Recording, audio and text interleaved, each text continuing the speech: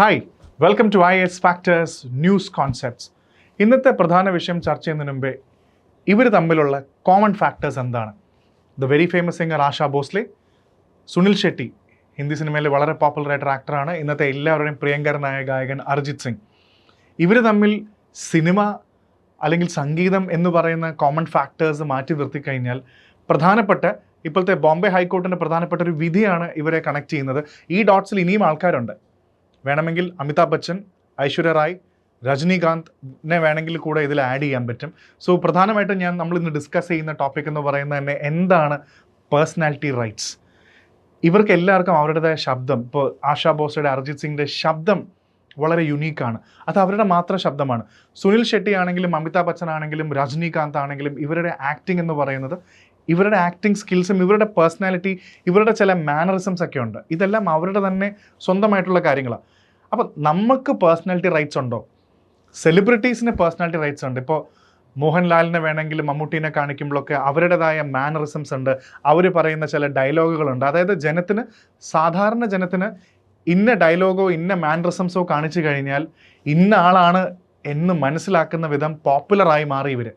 ഇത് ഇവരുടെ പേഴ്സണാലിറ്റി റൈറ്റ്സാണ്. പ്രധാന പ്രശ്നം ഈ പേഴ്സണാലിറ്റി റൈറ്റ്സ് എല്ലാം മറ്റാൾക്കാർ ഇതേപോലെ ഇന്നത്തെ കാലത്ത് ഇത് ഡിസ്കസ് ചെയ്യാൻ കാരണം തന്നെ AI ആണ്. ഇന്ന് AI പ്ലാറ്റ്ഫോംസ് വന്നതിന് ശേഷം ഞാൻ പറയേണ്ട ആവശ്യമില്ലല്ലോ. ആരുടെ മുഖം പോലെ നമുക്ക് ആക്കിയെടുക്കാം. പ്രത്യേകിച്ച് ഡീപ്പ് ഫേക്ക് എന്ന് പറയുന്ന ടെക്നോളജി ഉണ്ട്. നമുക്ക് രജനീകാന്തിനെ നമ്മുടെ പരസ്യത്തിന് വേണ്ടി വേണമെങ്കിൽ ഉപയോഗിക്കാം. രജനീകാന്തിൻ്റെ ശബ്ദം അതേപോലെ തന്നെ ഡീപ്പ് ഫേക്കിലൂടെ ജനറേറ്റ് ചെയ്യാം, AI ഉപയോഗിച്ച് ജനറേറ്റ് ചെയ്യാം. ഇങ്ങനെയൊക്കെ വരുന്ന സമയത്ത് നമ്മുടെ പേഴ്സണാലിറ്റി റൈറ്റ്സ് ആണ് പല ബ്രാൻഡുകളും പല കൊമേഴ്ഷ്യൽസും അല്ലെങ്കിൽ ബിസിനസ് പർപ്പസിനും മിസ്റെപ്രസെൻറ്റേഷന് വേണ്ടിയൊക്കെ ഈ സെലിബ്രിറ്റീസിൻ്റെ മുഖവും അവരെ ആൾക്കാർ അറിയുന്ന അവരുടെ സിഗ്നേച്ചർ ശബ്ദവും ഇതെല്ലാം ഉപയോഗിക്കുമ്പോൾ എന്താണെന്ന് വെച്ചാൽ മിസ്റെപ്രസെൻറ്റേഷൻ നടക്കുന്നുണ്ടെന്ന് പറഞ്ഞ് ബോംബെ ഹൈക്കോർട്ടിൻ്റെ പ്രധാനപ്പെട്ട ഒരു ആസ്പെക്റ്റ് നമ്മളിവിടെ ഡിസ്കസ് ചെയ്യുന്നുണ്ട്. അതുകൊണ്ടാണ് ഈ പേഴ്സണാലിറ്റി റൈറ്റ്സ് എന്ന് പറയുന്ന സംഭവം ഇവിടെ മുന്നോട്ട് വരുന്നത്. അപ്പോൾ സിംഗേഴ്സിനും ശബ്ദം, ആക്ടേഴ്സിന് അവരുടെ രൂപം, അവരുടെ മാനറിസം, അവരുടെ ഡയലോഗുകളെല്ലാം ഇമ്പോർട്ടൻ്റ് ആണ്. അപ്പോൾ അതിന് ഉപയോഗിക്കുമ്പോൾ കറക്റ്റ് വളരെയധികം ശ്രദ്ധിക്കണം.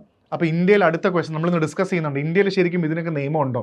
അപ്പോൾ ഈ അടുത്ത് കോർട്ട് ഒരു ഇൻറ്ററിം ഓർഡറാണ് പാസ് ചെയ്തത്. അതായത് അവരുടെ വോയിസോ ഇമേജോ കാര്യങ്ങളോ സോഷ്യൽ മീഡിയയിൽ AI ടൂൾസോ ഡീപ്പ് ഫേക്കുകളോ ഉപയോഗിച്ചിട്ട് ക്രിയേറ്റ് ചെയ്യുമ്പോൾ ഇനി മുതൽ 2-3 വട്ടം നമ്മൾ ആലോചിക്കണം.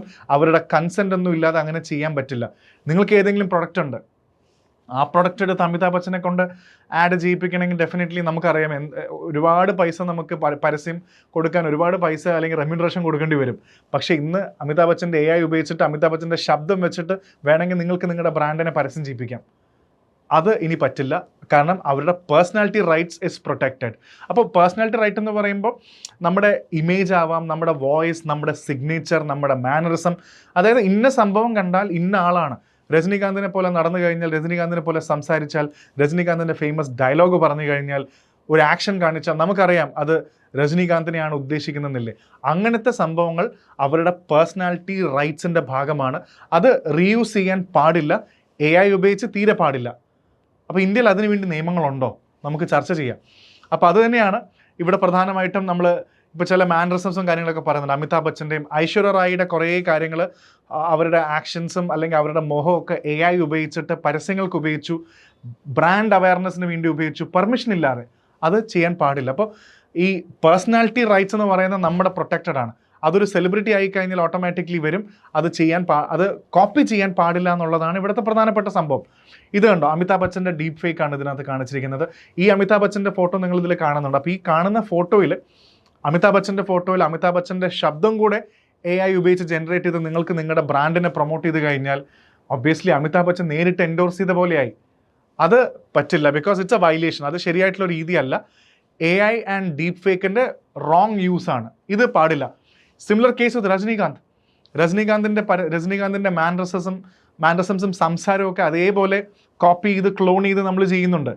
ഇതും അപ്രൂവ്ഡ് അല്ല എന്നുള്ളതാണ് ഇവിടെ നമുക്ക് മനസ്സിലാക്കാൻ പറ്റുന്നത്. ഇതൊക്കെയാണ് കേസുകൾ നിൽക്കുന്നത്. കോടതി രജനീകാന്തിൻ്റെ പേര് ഡയറക്റ്റ്ലി ഉപയോഗിച്ചിരുന്നു. അപ്പോൾ അതേപോലെ തന്നെ take A look at this.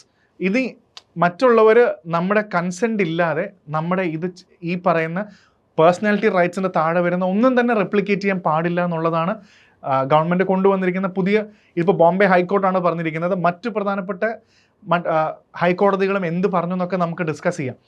ഇതിൻ്റെ ലീഗൽ ബേസിസ് എന്താണ്? നമുക്കിപ്പോൾ ഈ ഡീപ്പ് ഫേക്കും പേഴ്സണാലിറ്റി റൈറ്റ്സും എൻ്റെ ശബ്ദം ഉപയോഗിക്കുന്നു, എൻ്റെ മാൻഡ്രസും ഉപയോഗിക്കുന്നു എന്നൊക്കെ പറയുന്ന ചലഞ്ചുകൾ ഇന്ത്യയെ സംബന്ധിച്ചോളം പുതിയതാണ്. ഇങ്ങനത്തെ പഴയ പ്രസിഡൻസ് ഒന്നും നമുക്കില്ല. സോ ഒബ്വിയസ്ലി അതുകൊണ്ട് അങ്ങനെ ഒരു സ്പെസിഫിക് ലോ, ഇന്ന AI പടം വെച്ചിട്ട് എൻ്റെ സിഗ്നേച്ചറോ എൻ്റെ ഇമേജോ എൻ്റെ ശബ്ദമോ റീക്രിയേറ്റ് ചെയ്ത് കഴിഞ്ഞാൽ അതിനൊരു ലീഗൽ ബേസിസ് ഉണ്ടെന്ന് ചോദിച്ചാൽ ആസ് ഓഫ് നൗ ഇന്ത്യക്ക് നിയമമില്ല. നമ്മൾ ഇന്ന് ഈ വീഡിയോ എടുക്കുന്ന വരെ ഇതിനൊരു നിയമമില്ല.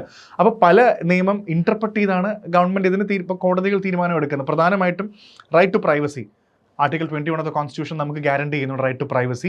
അതേപോലെ തന്നെ റൈറ്റ് ടു പ്രോപ്പർട്ടി നമ്മുടെ ആർട്ടിക്കിൾ 300A. പിന്നെ വ്യത്യസ്ത ആക്റ്റുകൾ, കോപ്പിറൈറ്റ് ആക്ട് 1957 കോപ്പിറൈറ്റ് ആക്ട്. പിന്നെ നിയമത്തിൽ പല സെക്ഷൻസ് ഉണ്ട്. ഇപ്പോൾ ലോ ഓഫ് ടോർട്ട് അനുസരിച്ചിട്ട് മിസ്റെപ്രസെൻറ്റ് ചെയ്യുക, അങ്ങനത്തെ കുറേ ആസ്പെക്റ്റുകൾ നമുക്കിവിടെ കാണാൻ പറ്റും. അപ്പോൾ ഒരു പ്രോപ്പറായിട്ടുള്ളൊരു സിസ്റ്റം ഇല്ലാത്തത് കൊണ്ട് ഇന്നിന്ന സെക്ഷൻസ് ഉപയോഗിച്ചുകൊണ്ട് വേണമെങ്കിൽ നമുക്ക് കേസുകൾ എടുക്കാമെന്ന് മാത്രമേ ഉള്ളൂ. പിന്നെ പ്രധാനമായിട്ടും ഇവിടെ ഡിസ്കസ് ചെയ്തത് അരിജിത് സിംഗ് ആണ്. മറ്റാൾക്കാർ, അരിജിത് സിംഗ് ഒരു എക്സാമ്പിളാണ്. ഇന്ന് മ്യൂസിക്കിനും AI ഒത്തിരി എൻഹാൻസ്മെൻറ്റ് കൊടുക്കുന്നുണ്ട്. ഇന്ത്യയിൽ ഒരുപാട് മ്യൂസിക് പ്ലാറ്റ്ഫോംസ് ഉണ്ട്. അതായത് നിങ്ങളൊരു ബിസിനസ് നടത്തുകയാണ്, നിങ്ങൾക്കൊരു ജിങ്കിൾ വേണം, അല്ലെങ്കിൽ നിങ്ങളുടെ കമ്പനിക്കോ അല്ലെങ്കിൽ നിങ്ങളുടെ പ്രൊഡക്റ്റിനോ ഒരു ചെറിയ 10 സെക്കൻഡോ 20 സെക്കൻഡോ ഉള്ള ഒരു പരസ്യം വേണം, ഒരു പാട്ട് വേണം. നിങ്ങൾക്കിന്ന് വളരെ നിസ്സാരമായി അരിജിത് സിംഗിൻ്റെ വോയിസ് സാമ്പിൾ സേവ് ചെയ്ത് വെച്ചിട്ട് നിങ്ങളുടെ പരസ്യം, നിങ്ങൾ എഴുതിയ ട്യൂണോ നിങ്ങൾ എഴുതിയ ലിറിക്സോ വെച്ചിട്ട് അരിജിത് സിംഗിൻ്റെ ശബ്ദത്തിൽ ഈ പാട്ട് ക്രിയേറ്റ് ചെയ്യാൻ പറ്റും. അപ്പോൾ നിങ്ങളുടെ ബ്രാൻഡിന്, പരസ്യത്തിന് അരിജിത് സിംഗിൻ്റെ ശബ്ദത്തിൽ അരിജിത് സിംഗ് ആണ് നിങ്ങളുടെ പാട്ട് പാടിയതുപോലെ വരാൻ പറ്റും. അപ്പോൾ സ്വാഭാവികമായിട്ടും അങ്ങനെ വരുമ്പോൾ ഇദ്ദേഹത്തിൻ്റെ പെർമിഷൻ വാങ്ങിച്ചിട്ടില്ല എന്നുള്ള സംഭവം വരുമ്പോൾ ഇന്ത്യയിലെ മിക്ക സാധാരണക്കാരുടെ പ്രൊഡക്റ്റുകളും, ഒരുപാട് പ്രൊഡക്ട്സ് എല്ലാം ഇങ്ങനെ യൂസ് ചെയ്യുമ്പോൾ ഇദ്ദേഹത്തിൻ്റെ ഒരു ബ്രാൻഡ് വാല്യൂ പോകുന്നതെന്നാണ് ഇവർ കേസ് കൊടുത്തിരിക്കുന്നത്. അതുതന്നെയാണ് AI പ്ലാറ്റ്ഫോംസ് അരിജിത് സിംഗിൻ്റെ പാട്ടുകൾ കോപ്പി ചെയ്യുന്നു എന്ന് നമ്മളിവിടെ പറഞ്ഞത്. അത് കോപ്പി ചെയ്യുന്നതല്ല, അത് പരസ്യത്തിന് കൊമേഴ്ഷ്യൽ രീതിയിൽ ഉപയോഗിക്കുന്നു എന്നുള്ളതാണ് നമുക്കിവിടെ മനസ്സിലാക്കേണ്ടത്. ഇനി ഡൽഹി ഹൈക്കോർട്ടിൻ്റെ മറ്റ് കുറച്ച് പ്രൊട്ടക്ഷൻസിൽ പറയുന്നുണ്ട്. ചില വാക്കുകൾ, ആൾക്കാരുടെ മാനറിസംസ് ഞാൻ നേരത്തെ പറഞ്ഞു. അമിതാഭ് ബച്ചൻ്റെ പ്രധാനപ്പെട്ട ഡയലോഗുകളുണ്ട്, കമ്പ്യൂട്ടർ ജി ലോക്ക് കിയാ ജായ്, കൗൻ ബനേഗാ ക്രോർപതിയുടെ, അത് പ്രൊട്ടക്റ്റ് ചെയ്യണമെന്ന് പറയുന്നുണ്ട്. അതേപോലെ തന്നെ അനിൽ കപൂറിൻ്റെ ഫേമസ് ആയിട്ടുള്ള ജാക്കാസ് എന്ന് പറയുന്ന സാധനം, അതേപോലെ ജാക്കി ഷെറോഫിൻ്റെ ഹേ ഭിഡു, ഐശ്വര്യ റായുടെ മാനറിസംസ്, കരൺ ജോഹർ പോലും കരൺ ജോഹറിൻ്റെ ഇമേജ് വെച്ച് പ്രൊമോട്ട് ചെയ്തു എന്ന് പറയുന്നുണ്ട്. അപ്പോൾ ആലോചിച്ച് നോക്കൂ, കമ്പ്യൂട്ടർ ജി ലോക്ക് കിയാ ജായ് എന്ന് പറയുന്ന അമിതാഭ് ബച്ചൻ്റെ സ്റ്റേറ്റ്മെൻറ്റും മാനറിസംസ് വരെ പ്രൊട്ടക്റ്റഡ് ആണെങ്കിൽ അത് പലരും ഉപയോഗിക്കാറുണ്ട്. കോപ്പി റൈറ്റിൻ്റെ മാത്രമല്ല, അത് പ്രോപ്പർട്ടി റൈറ്റ്സിൻ്റെ വയലേഷനായി മാറിയിട്ടുണ്ട്. മദ്രാസ് ഹൈക്കോർട്ടാണ് രജനീകാന്തിൻ്റെ സ്റ്റൈൽ റെക്കഗ്നൈസ് ചെയ്ത്. രജനീകാന്തിൻ്റെ സ്റ്റൈൽ, രജനീകാന്തിൻ്റെ മാനറിസംസ് എല്ലാം ഇതേപോലെ കാർട്ടൂൺ രീതിയിൽ പരസ്യത്തിന് കൊമേഴ്ഷ്യൽ ഇൻട്രസ്റ്റിന് ഉപയോഗിച്ച് കഴിഞ്ഞാൽ അത് പ്രോപ്പർട്ടി റൈറ്റ്സിൻ്റെ അത് വയലേഷനാണ്, അല്ലെങ്കിൽ പേഴ്സണാലിറ്റി റൈറ്റ്സിൻ്റെ വയലേഷനാണ് എന്നുള്ളത് നമുക്കിവിടെ മനസ്സിലാക്കേണ്ടതായിട്ടുണ്ട്. പിന്നെ ഇതാണ് ഡീപ്പ് ഫേക്ക്. ഞാൻ നിങ്ങൾക്ക് ഡീപ്പ് ഫേക്ക് എന്താണെന്ന് പറഞ്ഞു തരേണ്ട ആവശ്യമില്ല. ഇങ്ങനത്തെ ഒരുപാട് കാര്യങ്ങൾ ഇപ്പോൾ ഡീപ്പ് ഫേക്കിൽ വളരെയധികം പോപ്പുലറാണ്. അതിൽ ഈ അടുത്ത് മലയാളത്തിൽ ഇറങ്ങിയ വളരെ പോപ്പുലറായിട്ട് ദ ഫേമസ് ഗോഡ് ഫാദർ എന്ന് പറയുന്ന ഇംഗ്ലീഷ് മൂവിയുടെ റിക്രിയേഷൻ ആയിരുന്നു. മമ്മൂട്ടി മോഹൻലാലിനെയും ഫഹദ് ഫാസലിനെയും വെച്ചിട്ട് അവരുടെ മുഖം മാറ്റി വെച്ചിട്ട് ഇത് ഡീപ്പ് ഫേക്ക് ചെയ്തതാണ്. അപ്പോൾ ഇങ്ങനെയൊക്കെ ഡീപ്പ് ഫേക്ക് ചെയ്ത് ഇനി അടുത്ത പ്രധാനപ്പെട്ട ചോദ്യമുണ്ട്, ഇതൊക്കെ വലിയ കുറ്റമാവുമോ, അല്ലെങ്കിൽ പേഴ്സണാലിറ്റി റൈറ്റ്സ് വയലേറ്റ് ചെയ്താൽ വലിയ പ്രശ്നമാവുന്നൊരു ചോദ്യം വരുന്നുണ്ട്. നമുക്കിങ്ങനത്തെ സംഭവങ്ങൾ ഉണ്ടാക്കാൻ പറ്റുമോ? അവിടെ വലിയൊരു സംഭവമുണ്ട്. ഇന്ത്യയിൽ എപ്പോഴും പ്രോപ്പറായിട്ടുള്ളൊരു പേഴ്സണാലിറ്റി റൈറ്റ്സ് ലോ ഇല്ല. നാളെ നമ്മളൊരു തമാശയ്ക്കോ അല്ലെങ്കിൽ ഒരു എൻ്റർടൈൻമെൻറ്റ് പർപ്പസിന് വേണ്ടി ഇവരെ റീക്രിയേറ്റ് ചെയ്ത് കഴിഞ്ഞാൽ അതൊരു കേസാവുമോ ഇല്ലയെന്നൊന്നും ഡിഫൈൻഡ് അല്ല. കോടതി പോലും ഇപ്പോഴും കണ്ടില്ലേ, right to property, right to privacy വെച്ചിട്ടാണ് ഇത് അളക്കുന്നത്.